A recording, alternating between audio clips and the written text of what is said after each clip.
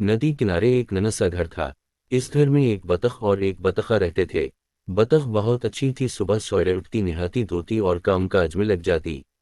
बतखा बहुत खराब था, काम चोर नकट हो, न काम का न काज का, दुश्मन अनाज का, दिन भर पड़ा एनकता रहता।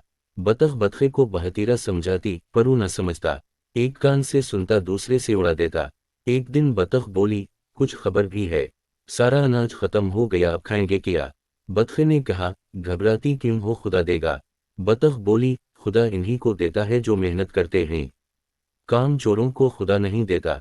बतखे ने कहा, तो मैं क्या करूं, नौकरी तो मिलती नहीं। बतख बोली, नौकरी नहीं मिलती ना, सही मजदूरी करो।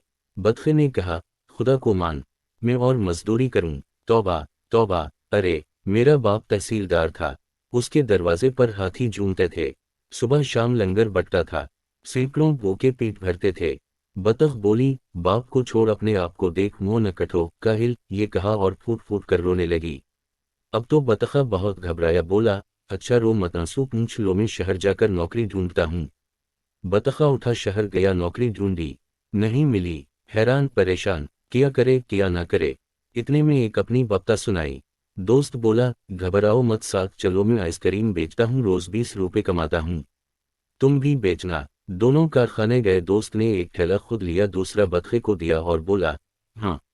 अब आवाज लगा, ठंडी मीठी आइसक्रीम, ठंडी मीठी आइसक्रीम। गली गली कोचे कोचे बतखे ने आइसक्रीम बेची, सारी बक गई, थोड़ी सी रह गई। चलते चलते घर आया तो जोर से चलाया, ठंडी मीठी आइसक्रीम। बतख ने आवाज सुनी, जानी पहचानी थी, दौड़ी दौड़ी आई, खिड़की से झांका, देखा तो अपना बतखा था।